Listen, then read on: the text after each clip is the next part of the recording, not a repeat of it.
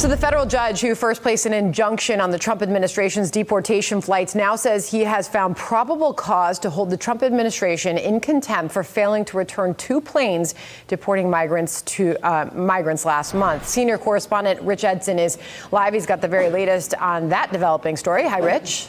Hey, good afternoon, Sandra. Well, U.S. District Judge James Boasberg says he has given Trump administration officials ample opportunity to explain their actions and that their responses have been unsatisfactory. He writes in this order, quote, "The court ultimately determines that the government's actions on that day demonstrate a willful disregard for its order, sufficient for the court to conclude that probable cause exists to find the government in criminal contempt." This is all over the administration's failure. Okay, so Trump is getting hit from every direction right now, and the pressure is building faster than his team can handle it. We are watching multiple crises crash into each other at the exact same time, and the combination is creating the kind of accountability moment that could actually have real consequences for specific people in this administration who thought they were completely untouchable. A federal judge has restarted a rare criminal contempt investigation into Trump officials over secretive deportation flights that violated his direct court order. At the same exact time, the administration just froze the entire asylum system overnight without any warning to anyone, and Trump is out there on social media promising to permanently ban migration from poorer countries around the world. Lawmakers are demanding answers about what is going on. Rights groups are sounding alarms everywhere they can. Legal experts are warning that this administration is treating the law as completely optional rather than binding. And the polling numbers are showing that voters are turning against these aggressive tactics in ways that should genuinely terrify Trump's political advisors who thought immigration was their strongest issue. Let me break down what is happening, because there is so much going on at once that it is genuinely hard to keep track of all the different fires burning simultaneously across the administration. Judge James Boasberg, a federal judge in Washington, D.C., who has been battling with this administration for months over immigration enforcement, just revived a criminal contempt probe into Trump officials over deportation flights that may have violated his direct court order. This is not some routine legal dispute that will quietly disappear after lawyers argue for a while and everyone moves on to the next story. This is a federal judge formally stating there is probable cause that Trump's team broke the law by ignoring what he ruled. He has detailed flight records showing exactly what happened and when. He has internal communications between officials discussing how to proceed. He has the evidence showing exactly which flights went out and who signed off on authorizing them to depart. And now he is moving forward with an investigation that could name specific officials publicly and actually punish them for what they did in defiance of his authority. But before we go any further, real quick, let's be honest, you can't really trust mainstream media anymore. That's why we built Pump Politics, to bring you real stories, real context, and no corporate spin. If you want to stay ahead of the headlines, join our free newsletter. We'll send the news straight to your inbox every day. Just click the link in the description to join. And if you just want to support what we're doing, join us. Be part of the community that actually cares about the truth. All right, let's get back to the video. Joining me now is former judge and now president of Dickinson College, John Jones. Judge, what does a judge consider this kind of decision when you're potentially holding someone in the administration in criminal contempt is indeed not something I can imagine any judge taking lightly? No, actually, Chris, no judge takes this lightly. And this is a brilliantly written opinion. I'm really thrilled that he did it. As someone who stands up for the federal courts, what Judge Boasberg is doing is essentially vindicating the authority of his court. And in this well-written opinion, he still, as Lisa Rubin said a few moments ago, gives the government an exit ramp, if you will, to get on and to purge, meaning in layman's terms, remove the contempt that he has found by probable cause. The case centers on flights that carried Venezuelan migrants to a high-security facility in El Salvador, even though Boasberg had issued an emergency order that was supposed to halt exactly these kinds of rapid removals without due process. The whole point of his order was to give migrants a fair chance to challenge their deportations in court before being shipped off to another country, where they would have no legal recourse whatsoever to fight what happened to them. Basic due process stuff that the Constitution is supposed to guarantee to everyone on American soil. But the administration went ahead with the flights anyway, like nothing had happened. They just looked at that court order from a federal judge and said, We do not care what some judge thinks about our immigration enforcement priorities. We are doing this our way, regardless of what he ruled. On November 18th and 19th, Boasberg announced he would resume the contempt probe that had been stalled for months due to appeals and procedural delays the administration kept throwing at it to slow things down. An appeals court finally cleared the way for him to move forward without further interference, and he is not wasting any time now that he has the green light to proceed. New reporting from November 28th and 29th describes how Boasberg plans to take testimony under oath and scrutinize internal evidence to determine which specific Trump officials should be held personally responsible for allowing those flights to continue, despite his explicit order telling them to stop immediately. But here is where things get really explosive and the pressure intensifies from multiple directions at once. While this contempt probe is heating up in the courtroom, the administration created a whole new crisis entirely of their own making by ordering a nationwide pause on all asylum decisions after that tragic National Guard shooting near the White House. Every single pending asylum case across the entire country frozen overnight with absolutely no warning to anyone affected. They also halted visas for people traveling on Afghan passports with no explanation of the connection to the shooting. Thousands of people who have been following all the rules and waiting their turn patiently for years are now stuck in complete limbo with no idea when things might start moving again or if they ever will resume. And then Trump himself poured gasoline all over everything with his public statements on social media that shocked even some of his supporters. He announced he wants to permanently pause migration from what he called third world or poorer countries. Permanently, not temporarily while they figure things out and conduct security reviews, forever with no end date and no path forward. He talked about something he called reverse migration to expel millions of people who were admitted under Biden, millions of people who are already here building lives and contributing to communities across America. This is not enforcement within existing law using established procedures. This is a fundamental rewrite of who gets to come to America, announced on social media with absolutely no legal framework for how it would actually work. Democrats in Congress are absolutely furious about what is happening. Human rights groups are filing complaints everywhere they can. International media is covering this as a major story about American democracy in crisis and backsliding from its values. Legal experts are saying the administration is treating constitutional limits as optional suggestions rather than binding law.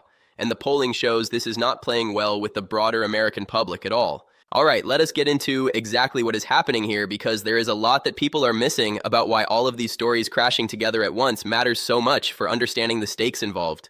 The media keeps treating the contempt probe and the asylum freeze and the permanent pause rhetoric as completely separate storylines, but they are all part of the same bigger picture when you step back and look at what is really going on here.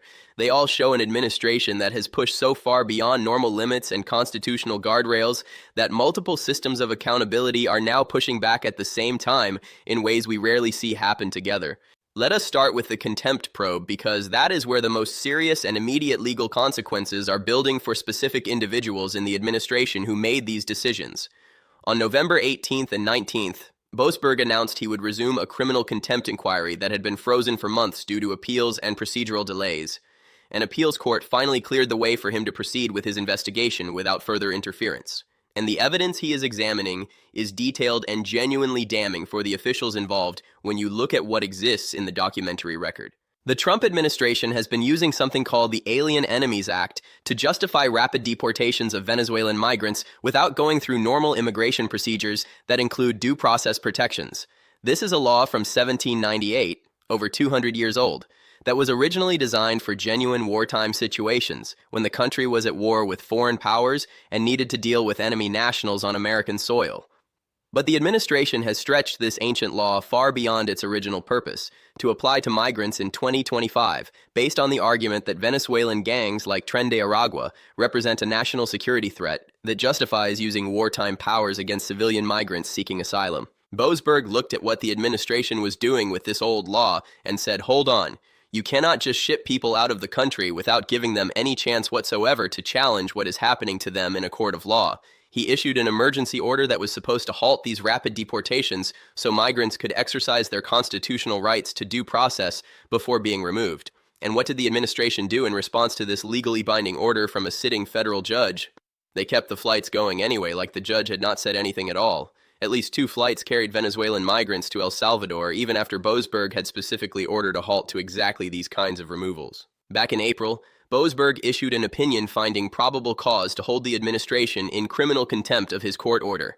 Probable cause. That is incredibly significant legal language that carries real weight in our judicial system. It means he examined all the evidence and determined there is enough there to pursue actual criminal accountability against the people who made these decisions. The administration's defense for what happened: they claim the flights did not technically violate the order because they were already in motion when the judge issued his ruling. Already in motion.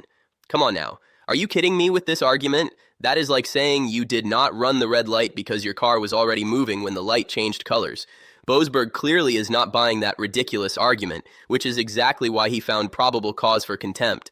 Now the probe is back on, and Boasberg plans to take sworn testimony and scrutinize internal evidence, including flight records and government statements, to figure out which specific officials should be held personally responsible for what happened. He wants names of actual individual people. He wants to know who made the decisions to proceed despite his order, who signed off on the authorization documents, who gave the final orders to keep planes flying. And if anyone lies under oath during testimony, they face perjury charges on top of the contempt allegations. But the contempt probe is not happening in isolation from everything else going on with immigration right now. It is unfolding at the exact same time as the administration ordered a nationwide pause on all asylum decisions following that tragic National Guard shooting near the White House. On November 28th and 29th, internal guidance and media reports confirmed that officials across the entire country were told to freeze all asylum processing indefinitely. Every single pending case stopped with no timeline for resumption. They also halted visas for Afghan passport holders, with no explanation of the connection to the shooting incident. The administration says this dramatic action was in response to that tragic shooting where National Guard members were killed in a shocking act of violence. And look, that was a genuine tragedy that shocked the entire nation, and everyone mourned those losses. But critics are saying the response makes absolutely no logical sense when you actually think about it for even a moment.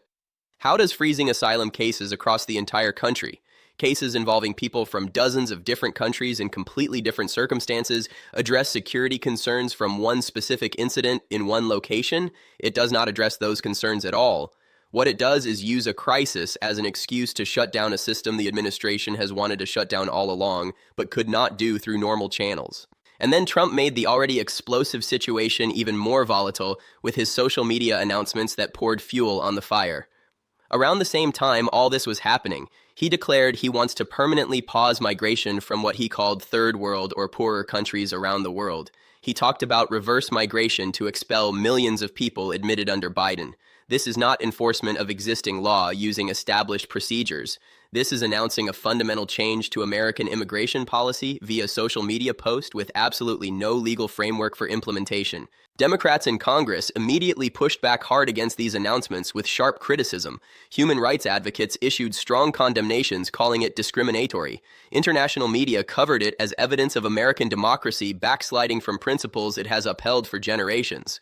Legal experts pointed out that permanently banning migration based on country wealth would face immediate constitutional challenges and likely violate international treaty obligations the United States has signed. The polling tells an important story about how all of this is actually landing with the American public, who will ultimately judge these policies. Pew Research found that between 70 and 78% of Latinos say Trump's policies are actively harming their community in real and tangible ways. Roughly 2/3 say their standing in America has gotten worse since Trump returned to office for his second term. Gallup has his overall approval at about 36%, a second-term low that should alarm his political advisors. His approval specifically on immigration dropped from 50% to 41% in just a few months of governing. Here is what legal scholars are saying about Boasberg's approach and what it means for the rule of law. His written opinions emphasize that under the Constitution, parties must obey court orders unless an appellate court changes them through proper legal channels. You do not get to decide on your own that a ruling is wrong and ignore it because you disagree. You do not get to play word games about flights being in motion when the order came down. The administration either complied or they did not comply, and Boasberg has already concluded there is probable cause they did not comply with his ruling. This connects to a broader pattern that has defined Trump's approach to immigration enforcement throughout his second term.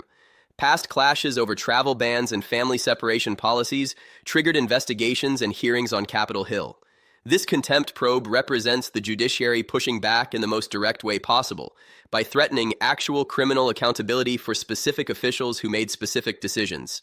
Okay, so let us break this down into what really matters here and what you need to understand about where all of this is heading in the coming weeks and months.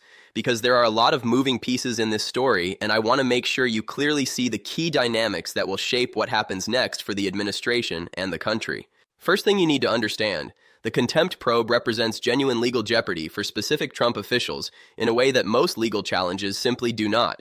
This is not a policy dispute where lawyers argue back and forth and eventually negotiate some compromise that lets everyone save face and move on. This is a federal judge formally stating there is probable cause that specific people committed criminal conduct by ignoring his direct court order and proceeding anyway. Boasberg has flight records showing exactly what happened and when it happened. He has internal communications between officials discussing how to respond to his ruling. He has the complete evidence trail showing who authorized what decisions. He is going to compel testimony under oath, which means if officials lie about what happened, they face perjury charges on top of contempt. The people who signed off on those deportation flights cannot hide behind the administration. Their individual names are going to be in the permanent public record. Second thing, the asylum freeze is creating immediate chaos that affects thousands of real people in genuinely devastating ways that will take years to undo. Migrants who have been waiting years, sometimes many years, for their asylum cases to be decided are now stuck in complete limbo with no timeline for resolution. These are people who followed all the rules the system laid out for them, showed up for every appointment they were told to attend, did everything the system asked of them while waiting patiently for their turn, and overnight their cases stopped moving with no explanation of when processing might resume or if it ever will. The administration says it is about security reviews, but the sweeping nationwide scope strongly suggests something much bigger is happening. Critics say this is using a tragedy to accomplish policy goals that could never pass through Congress or survive court challenges if done through proper channels. Third thing, Trump's rhetoric about permanently pausing migration from poorer countries is going to trigger massive legal battles that will tie up the federal courts for years to come. This is not enforcement of existing law using established procedures and authorities. This is a fundamental transformation of American immigration policy announced via social media with no legal framework or statutory basis. Human rights groups are already preparing comprehensive legal challenges. Constitutional lawyers are analyzing all the potential vulnerabilities in this approach. International organizations are condemning it as discrimination. Every step of implementation is going to face immediate litigation, and the chaos will continue for everyone caught in the middle. Fourth thing, the polling collapse shows that aggressive tactics are backfiring politically even as the administration doubles down on them and pushes further. Immigration was supposed to be Trump's strongest and most reliable issue where he could always count on public support, but his approval on immigration dropped 9 points in just a few months of governing. His overall approval is at a second-term low. Latino voters are rejecting his approach by overwhelming margins. The math simply does not work when you are alienating more voters than you are energizing with extreme rhetoric and aggressive enforcement. So what happens next in all of these converging confrontations? On the contempt probe, Boasberg is going to continue building his case methodically with determination. He is going to take sworn testimony from officials who were involved in the decisions. He is going to review every piece of documentary evidence he can obtain, and if he concludes officials willfully defied his order, he can impose sanctions on individuals, refer people for prosecution, create the documented record Congress would need for oversight investigations. On the asylum freeze, expect legal challenges arguing it violates statutory requirements for how cases must be handled under existing law. There will be emergency motions filed, temporary restraining orders requested. The legal fights will multiply rapidly as affected parties and advocacy organizations seek relief through the courts. On the broader immigration agenda, every new executive action is going to face immediate challenges in court. The permanent pause rhetoric will translate into actual policies that get sued the moment they are announced. Years of litigation are coming regardless of what the administration wants or how much they complain about activist judges. Here is what should concern everyone regardless of where they personally stand on immigration policy debates. The constitutional system only works if all three branches of government respect each other and operate within established limits. The president can disagree with court orders he thinks are wrong. He can appeal them through proper channels. He can try to change laws through Congress using the legislative process. But he cannot just ignore courts and do whatever he wants and dare anyone to stop him. That is not how constitutional government is supposed to function. And right now, that fundamental principle is being tested more aggressively than at any point in recent American memory. The contempt probe is the judiciary saying, we are going to fight back with everything we have. The congressional demands are the legislature saying, we want answers and accountability. The polling collapse is voters saying, this has gone too far. For Trump supporters, This looks like political persecution of a president doing what he promised voters he would do on immigration. For Trump critics, this looks like an administration finally facing consequences for lawless behavior that has gone unchecked. Both sides are completely dug in on their interpretations of what is happening. The legal battles are intensifying by the day. The political pressure is building from every direction, and nobody knows exactly how this ends or what the country will look like on the other side. Keep watching this story very closely, because what happens in Judge Boasberg's courtroom and in the halls of Congress and at polling booths across the country will determine whether this is a moment of real accountability or just another chapter in an administration that believes rules are for other people to follow. The evidence is exposed for everyone to see. The demands for answers are coming from every direction, and Trump's team is running out of ways to avoid answering for what they have done.